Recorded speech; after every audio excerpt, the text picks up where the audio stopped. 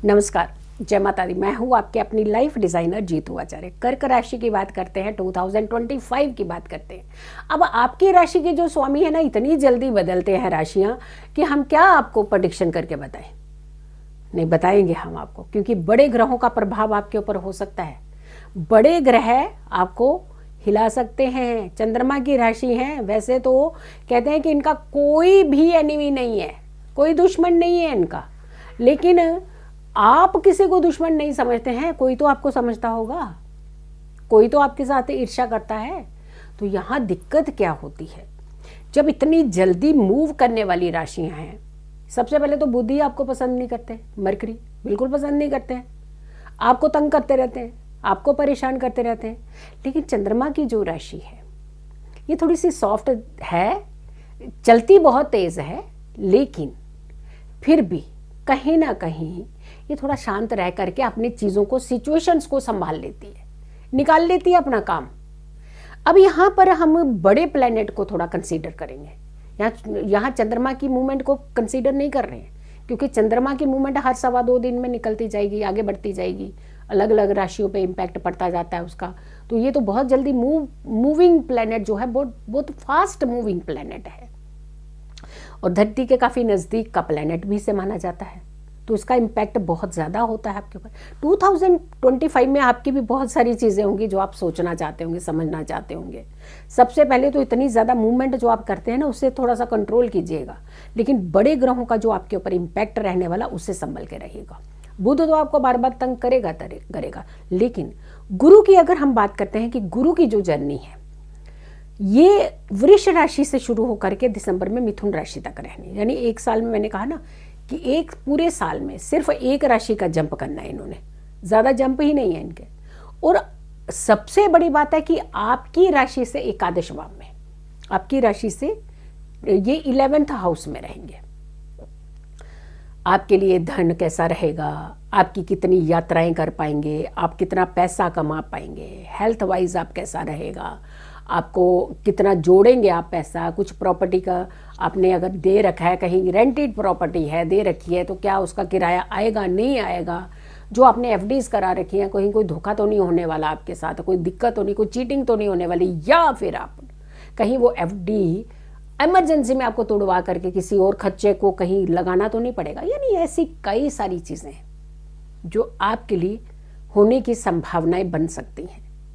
अब बन सकती हैं या बनेंगी, बहुत फर्क है ना। चलिए, सबसे पहले हम शनि के बदलाव की बात करते हैं, क्योंकि गुरु का बदलाव तो आपको बताएं, शनि का बदलाव करते हैं। वो आपकी राशि से 9वें भाव में ही रहेंगे, क्योंकि मीन राशि है, आपकी राशि से 9th हाउस होगा वो। तो आपकी राशि से 9वां भाव जो है वो भाग्य है। भाग्य का शनि चलाए, चाहे थोड़ा धीरे धीरे ही, बट वो चलाता है। आपके भाग्य को एक स्टेबिलिटी देने वाला है, क्योंकि धैर्यपन सिखाता है।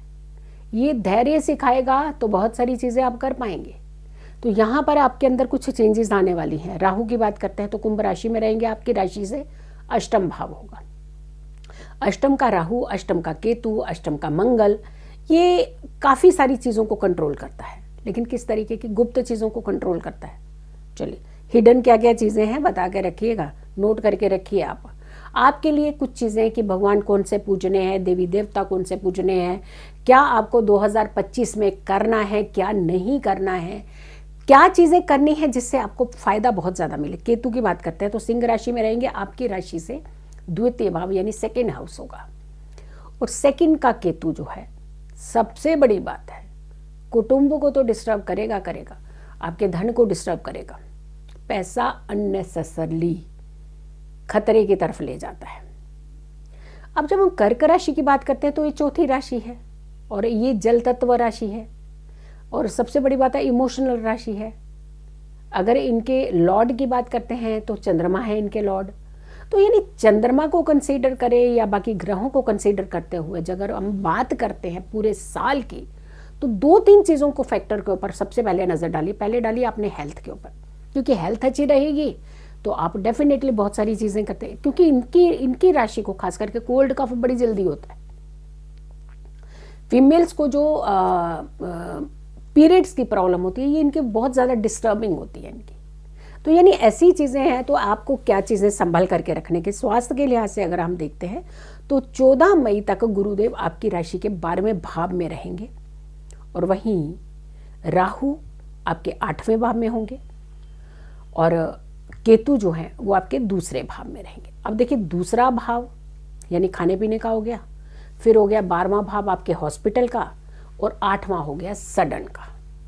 तो यानी ये थोड़ा सा आपको परेशानियां देता हुआ नजर आ रहा है हेल्थ वाइज, हर जगह नहीं, हेल्थ वाइज। जैसे हमने कहा ना कि जल्दी आपको कोल्ड कफ हो जाता है, आपको हॉस्पिटलों के चक्कर लग सकते हैं, डॉक्टरी सलाह लेते रहिएगा, मेडिसिन टाइम पे करिएगा। लेकिन आपको एक उपाय भी बताएंगे जो एक पूजा भक्ति कहते हैं, पूजा भक्ति में बहुत बड़ी शक्ति होती है। 360 डिग्री चीजें घूम जाती हैं जब आप भक्ति के अंदर ऐसे रम जाते हैं और स्ट्रांग अगर अपने माइंड से आप या फिर अपनी बॉडी से, माइंड से, मन से कंट्रोलिंग करके भक्ति करते हैं तो ये बहुत ज़्यादा फायदा देती है। तो यहाँ पे आकर के थोड़ा सा आपको अपने हेल्थ का ध्यान रखने की ज़रूरत है। करियर की बात करते हैं। करियर की अगर हम बात करें तो 29 मार्च तक शनि देव आपके 8वें भाव में रहेंगे और फिर 29 से ये आपके 9th हाउस में चले जाएंगे। 8वें भाव में तो शनि ठीक थे, लेकिन 9वें में शनि थोड़ा सा धैर्य की परीक्षा भी लेंगे आपकी, यानी धैर्य को स्ट्रॉन्ग करेंगे, आपके भाग्य को भी स्ट्रॉन्ग करेंगे। बट यहाँ पे थोड़ा सा क्या होता है कि कई बार हम लोग ना जल्दी काम करने के चक्कर में एक आदत सी होती है, क्या है जल्दी हो जाए काम, लेकिन जल्दी नहीं होता है तो उनका धैर्य बड़ी जल्दी टूट जाता है। अरे छोड़ो, हमने करना ही नहीं ये काम मत कीजिएगा, क्योंकि शनि भाग्य में आए हैं तो आपको थोड़ा सा धैर्य रख करके ही काम करना है। अगर एक बार काम नहीं हो रहा, दूसरी बार जाइए, वहां पे काम मिल जाएगा आपको। अगर आपने घर में ही बैठ के एक डिसीजन ले लिया कि नहीं नहीं छोड़ो कुछ नहीं, यानी ईगो बड़ी जल्दी पकड़ लेते हैं आप, मत पकड़िएगा ईगो इस बार थोड़ा सा 2020 पार, इस बार 2020 पार करना है। इस बार कौन सी सरकार की बात नहीं कर रहे हैं, इस बार हम बात कर रहे हैं 2020 पार, 25 पार करना है बहुत अच्छे से, नाइसली। तो कैसे करेंगे आप? वो करेंगे आप थोड़ा सा धैर्य रखते हुए, थोड़ा सा अपने आप को संभालते हुए, थोड़ा सा कंट्रोलिंग करते हुए, क्योंकि ऐसे में आपके एनिमीज भी जाग जाते हैं, आपके कॉम्पिटिटर जो है वो बड़े एक्टिव हो जाएंगे। तो यहाँ थोड़ा सा संभलिएगा। आर्थिक स्थिति की अगर हम बात करते हैं, यानी फाइनेंशियल कंडीशन, तो करियर तो हमने आपको बता दिया कि करियर के हिसाब से आपको थोड़ा सा अपने काम में मेहनत करने की ज़रूरत है, धैर्य भी रखने की ज़रूरत है, काम को करते रहने की ज़रूरत है। लेकिन वहीं अगर हम फाइनेंशियल की बात करते हैं, शनि महाराज आपके 8वें भाव में है, सडनली कुछ गेन को दिखा रहे हैं, यानी अचानक गेन। अब अचानक गेन क्या होगा कि एक बार गया आप, काम नहीं हुआ, दूसरी बार आपने गए ही नहीं तो काम कहाँ से होगा, चले जाइएगा दूसरी बार भी, सडनली अचानक अनएक्सपेक्टेड, आपने सोचा नहीं होगा, दूसरी बार में पता चले वो काम ऐसा हो गया कि जो आपने सपना ले रखा था वो सपना भी पूरा हो गया उसके अंदर। तो यहाँ पर थोड़ा सा कुछ अच्छे, एक तरफ से वो खर्चे भी बढ़ाते हैं, एक तरफ वो इन्वेस्टमेंट भी कराते हैं, लेकिन वहीं आपके धैर्य की परीक्षा लेते हुए आपको बहुत अच्छे अच्छे बड़े बड़े काम जो है वो दिला सकते हैं। अगर हम बात करते हैं आपके प्यार की, प्रेम की, तो प्रेम के हिसाब से अगर हम देखें तो थोड़ा सा दिक्कतें आ रही हैं, क्योंकि शनि देव 29 मार्च तक आपके 8वें भाव में और फिर उसके बाद 9वें भाव में।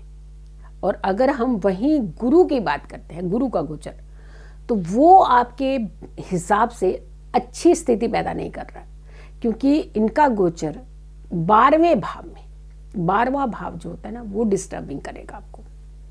तो यहाँ पे थोड़े से एक दूसरे के ऊपर ना थोपनी नहीं है अपनी इच्छाएं, भावनाएं अपनी थोपनी नहीं है। और अगर जब राहु केतु भी आपको सपोर्ट नहीं कर रहे हैं, क्योंकि है तो छाया प्लेनेट है, लेकिन वो ये दोनों के बीच में ना एक फ्रिक्शंस बना देंगे, फ्रिक्शन पैदा करेंगे।